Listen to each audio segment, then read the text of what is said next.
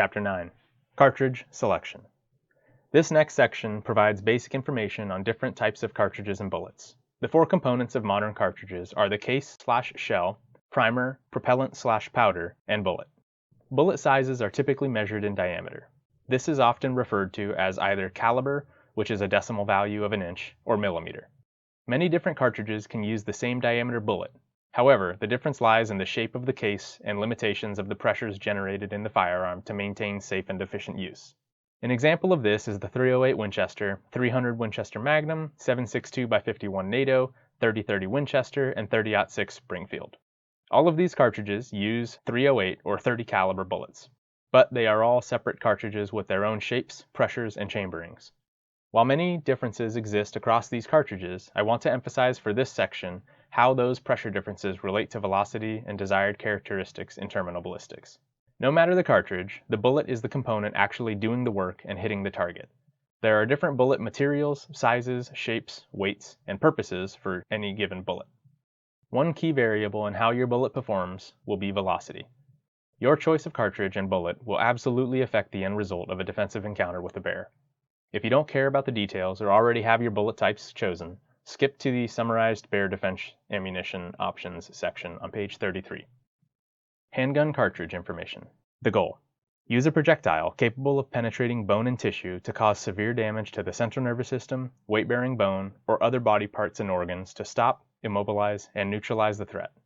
As with using force to defend against attacking humans, the goal is to stop the threat, not necessarily to end the attacker's life. It is likely that a shot that stops will also kill, but it is important to appreciate the difference.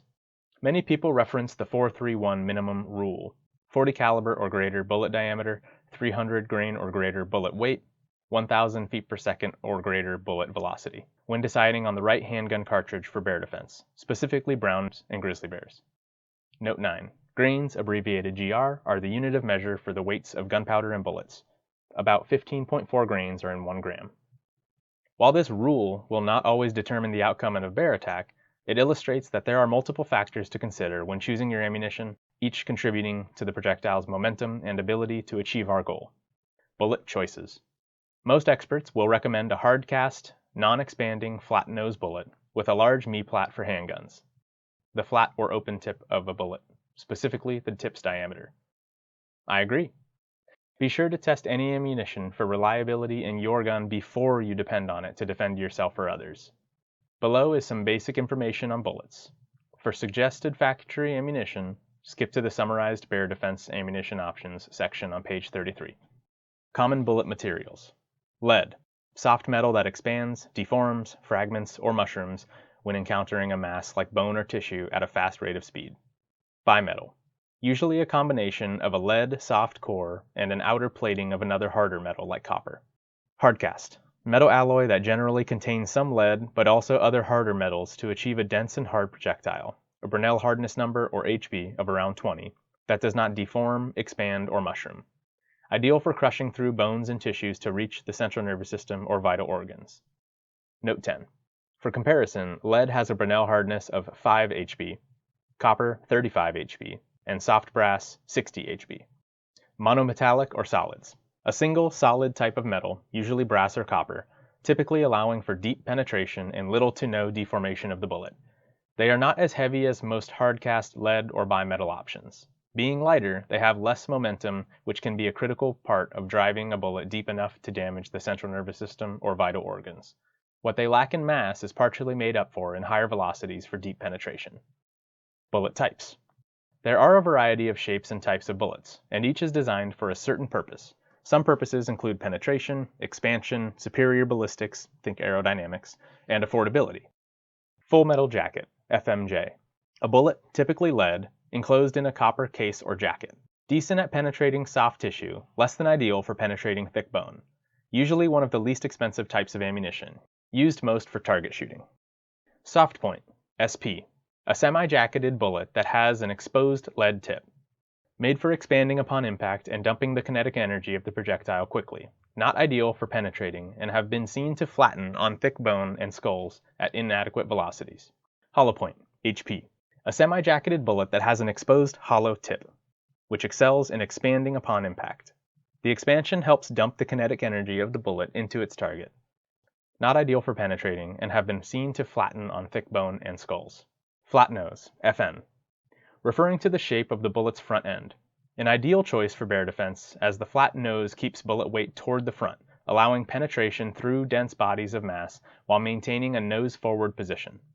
The large me-plat, flat surface on the tip of the bullet, also results in more of a crushing rather than a sliding or poking through the target, a nasty way to say more damage on the target. Round nose, RN, referring to the shape of the bullet's front end. This shape does not keep as much of the bullet's weight forward toward the front as the flat nose does.